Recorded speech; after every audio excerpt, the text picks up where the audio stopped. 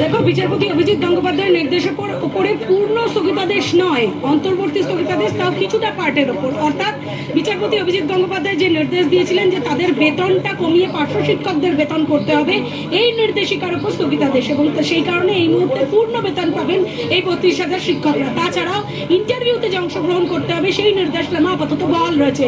অর্থাৎ 32,000 শিক্ষকরা আবার ইন্টারভিউতে অংশগ্রহণ করতে পারবেন। যা যা প্রসিডিং রয়েছে পর্ষদের, সেই সমস্ত প্রসিডিংয়ে অংশগ্রহণ করতে পারবেন। এই 3 মাসের মধ্যে যে প্রসিডিংটা রয়েছে, অর্থাৎ সিঙ্গল বেঞ্চ যে নির্দেশ দিয়েছিলেন যে 3 মাসের মধ্যে পর্ষদকে ইন্টারভিউ প্রসেস শেষ করতে হবে, সেই নির্দেশনামাও বহাল রেখেছেন বিচারপতি সুব্রত তালুকদারের ডিভিশন বেঞ্চ। সেক্ষেত্রে পর্ষদের ক্ষেত্রে বা চাকরিহারাদের ক্ষেত্রে সাময়িক স্বস্তি বলাই যায়। সাময়িক স্বস্তি কি কারণে? কারণ হলো বেতনটা খানিকটা হলেও তাদের বৃদ্ধি পাচ্ছে। আবেদনকারী আইনজীবী, মূল মামলার যে আবেদনকারী আইনজীবী তরুণজ্যোতি তিওয়ারির সাথে আমি কথা বলবো। দাদা, আজকের যে মূল যে মামলার রায়, সেটা দেখুন, মূল মামলার রায় যে দুটো আদেশে কতগুলো পার্ট ছিল।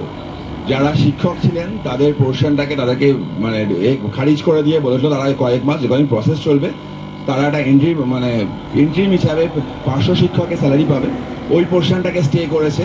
কিন্তু মেন যে অর্ডারটা ছিল যে পুরো ডিনোভো প্রসিডিং হবে, পুরো প্রসিডিং নতুন করে হবে, সেই পোর্শনে কোর্ট ইন্টারফেয়ার করেনি। সিঙ্গেল বেঞ্চ যে পাওয়ারগুলো এক্সারসাইজ করেছে, 226 এ পাওয়ার এক্সপ্যান্ড করা, 165 যেগুলো নিয়ে বোর্ড বারবার গলাচ ফাটিয়েছে, বোর্ড সেগুলো পারে না করতে, সেগুলোকে ডিভিশন বেঞ্চ বলেছে না, কোর্ট পারে for the sake of justice. এই রায়কে আমরা ওয়েলকাম করছি, এবং এই রায়ের ফলে যারা যোগ্য তাদেরকে ঠিকঠাকভাবে নেওয়া হবে, তাদের ইন্টারভিউ অ্যাপটিটিউড টেস্ট আবার হবে, তাদের রিজার্ভেশন রোস্টার অনুযায়ী প্যানেল হবে, তাদের বোর্ডের রুল 8, 9, 7, 8, 9, 10 অনুযায়ী তাদের প্যানেল রেডি হবে, এবং ব্যাপারটা প্রক্রিয়াটা অনেক স্বচ্ছ হবে। এর ফলে যারা রাস্তায় বসে আছে, আমার পিটিশনার যারা আছে, যারা যোগ্য বঞ্চিত প্রার্থী আছে, তারা সুযোগ পাবে। এবং যারা শিক্ষকতা আজকের দিনে করছেন, যারা ইন্ট্রিম অর্ডার পেলেন, তাদেরকেও এই প্রসিডিংয়ের মধ্যেই আসতে হবে।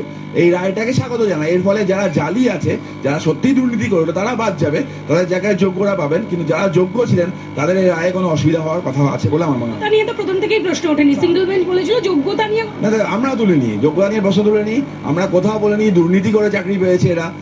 এদের দোষ ছিল না, এরা বলি হয়েছিল বোর্ডের জন্য এবং এই সরকারের জন্য। এই সরকার এবং বোর্ডের দশায় এই আজকে এতগুলো ছাত্রছাত্রীর ভবিষ্যৎ, শিক্ষকের ভবিষ্যৎ, ফ্যামিলি কি হবে, এই টেনশনে পড়েছিল। এই রায়টা সবার জন্য ভালো, ওয়েলকাম জানাচ্ছি।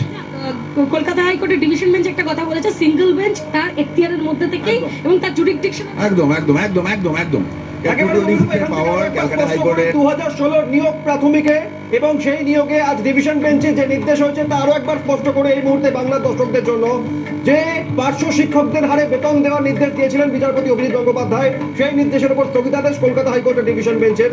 পাশাপাশি 3 মাসের মধ্যে ইন্টারভিউ প্রক্রিয়া এবং নতুন করে ইন্টারভিউতে যারা ট্রেনিং নিয়েছেন তারা অংশগ্রহণ করতে পারবেন, এই নির্দেশ বহাল থাকলো। অভিরূপা, আরো একবার স্পষ্ট হবো, তার কারণ 1, 2, 3, 4 বা 100, 200, 300, 400 নয়, রাজ্যের 32,000 প্রাথমিক শিক্ষকের ভবিষ্যতের প্রশ্নে ডিভিশন বেঞ্চের নির্দেশে আজকে কি স্পষ্ট হলো।